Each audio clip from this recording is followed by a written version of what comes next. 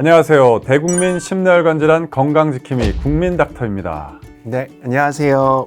국민닥터 강지훈. 윤창환입니다. 네, 오늘은 심근경색의 합병증에 대해서 이야기를 해보려고 합니다. 합병증이요? 벌써부터 무서운데요. 저희 구독자분들이 벌써 잘 알고 계시겠지만 여러 번 저희가 말씀을 드려서 심근경색은 관상동맥의 이 동맥경화 등 여러 가지 이유로 혈관이 좁아져서 생기는 병이죠. 그렇다 보니 심장 근육이 혈액 등 영양분을 덜 받게 되면서 심근장애, 즉 심장 근육에 문제가 생길 수 있습니다. 심근장애요. 그건 구체적으로 어떤 증상인가요? 이 심장은 기본적으로 혈액을 몸 구석구석으로 보내주는 역할을 하는 장기잖아요. 네, 충분히 혈액을 보내고 담을 수 있어야 되고 충분한 힘으로 펌프질을 해야 되는 것이 심장의 본연의 역할이죠. 근데 이제 심근경색으로 인해서 심근이 장애가 발생하면 힘이 약해진 상태로 펌프질 기능도 약해지고 심장이 점점 부풀고 심장 기능은 떨어지게 됩니다. 설명을 들으니까 뭔가 심각한 것 같습니다. 특히 심장의 기능이 떨어진다는 말씀은 듣기만 해도 제 심장이 철렁하네요. 그런데 여기에 리모델링이라는 얘기가 있네요. 이건 무슨 뜻인가요? 예, 단어 그대로 심장이 리모델링 되는 의미입니다. 그럼 리모델링이라고 하면 좋은 거 아닌가요? 기본적으로 나쁜 것을 개선해서 새로운 것을 만드는 것이 리모델링이고 저희 아파트가 리모델링을 추진한다고 해서 좀 기대하고 있는데. 네, 리모델링 되면 좋죠. 저희 아파트는 재건축도 된다고 얘기가 있어서 좋아하고 있습니다. 근데 이제 심장 같은 경우에는 여기서 말하는 심장 리모델링은 나쁜 의미를 가지고 있습니다.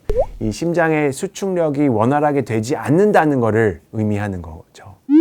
그렇군요. 심장의 리모델링이라는 표현이 친숙하긴 했지만 의미는 전혀 반대라고 하니 새로운 사실을 알게 되었네요. 네. 그래서 이런 방식으로 심장이 기능이 악화되는 것을 통틀어서 심부전이라고 그러고요. 심장 기능이 떨어진다. 이걸 한자로 하면 이제 부전 이게 되는 거죠. 그래서 심부전 이렇게 되는 거죠. 심부전이라는 단어 자체가 심근경색으로 인한 심장 근육의 장애를 말하는 거네요. 네. 근데 물론 이 심부전이라는 거는 심근경색뿐만이 아니라 상당히 많은 원인이 있는 질환이거든요. 근데 이제 심근경색은 이 심부전의 거의 제일 큰 단독 원인이어서 요만큼 저희가 잘 관리를 해야 되는 질환이라고 할 수 있겠습니다. 그럼 심근경색 이후에는 모든 환자들이 심부전에 걸리나요? 그리고 심근경색 후에 심부전까지 진행은 얼마나 걸리나요? 네, 일단은 다 걸리는 거는 아니고요. 이 합병증이다 보니까 모든 환자들이 다 심부전이 되는 건 아니고 심근경색이 적절한 시간에 잘 치료가 되면 심부전 역시 예방이 될 수가 있는 거죠.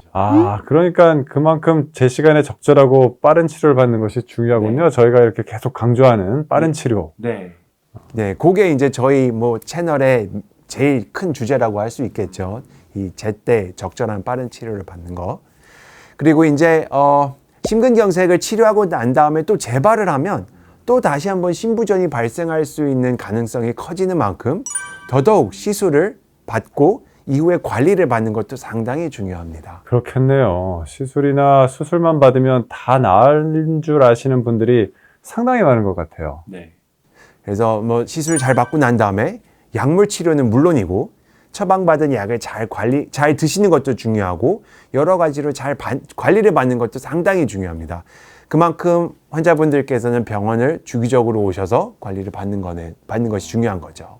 그럼 심부전 외에 또 다른 심근경색의 합병증은 뭐가 있죠?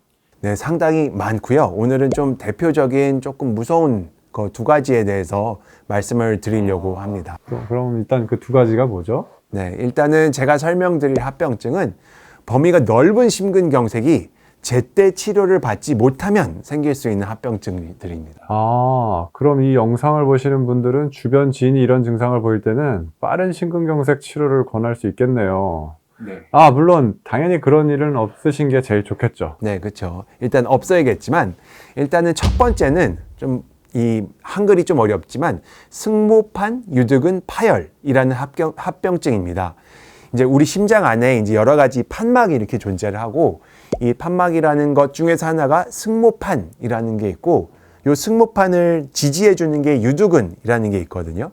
그래서 유두근이 제대로 잘 작용을 해야 판막이 열리고 닫히고 요 작용도 원활하는데 심근경색이 크게 발생하면 유두근이 파열이 되고 그러면서 승모판 역류 현상이 발생하게 되는 거죠. 조금 말이 좀 어려운데요. 뭐 승모판이건 유두근이건 뭐 역류 또 그건 어떤 현상인가요? 네, 요것도 이제 다시 한번 좀 쉽게 설명을 해드리면 승모판에서 혈액이 반대 방향으로 새게 되는 것을 승모판 역류라고 할 수 있습니다.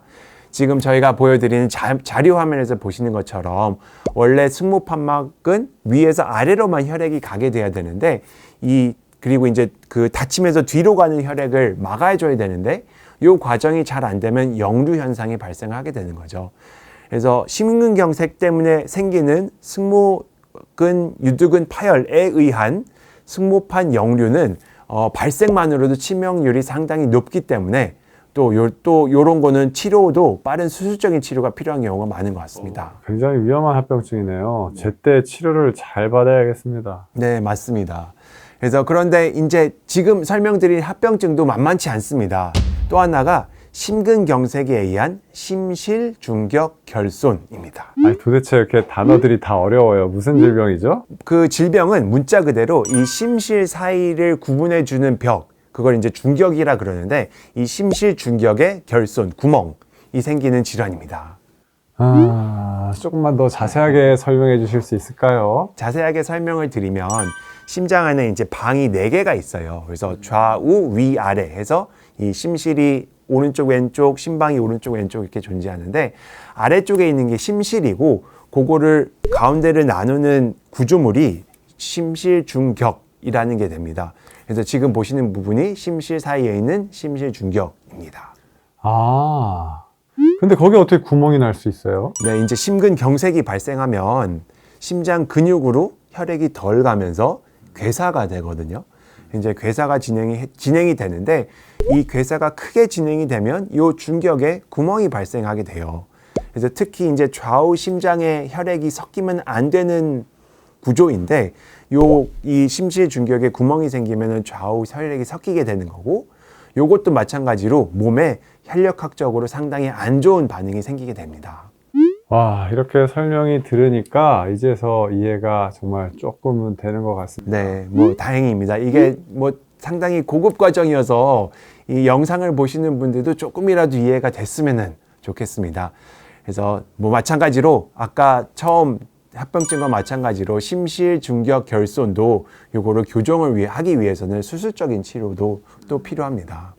심근경색과 동반해서 나타난다고 하셨으니까 치료 시기를 정하는 것은 더더욱 어렵고 치명률 역시 높겠네요. 네, 맞습니다. 그래서 심부전 예방도 중요하고 대표적인 합병증인 승모판막 유두근 파열이라든지 심실중격결손이 생기지 않게 하려면 다시 한번 말씀드리지만 심근경색을 적절한 시기에 빠르게 치료를 받는 것이 중요하다고 할 수 있을 것 같습니다. 네, 무서운 합병증을 말씀해 주시면서 정말 빨리 치료받는 게 중요하다는 점을 강조해 주신 것으로 아주 쉽게 마무리를 할 수 있을 것 같습니다. 오늘도 소중한 정보 설명해 주셔서 감사합니다.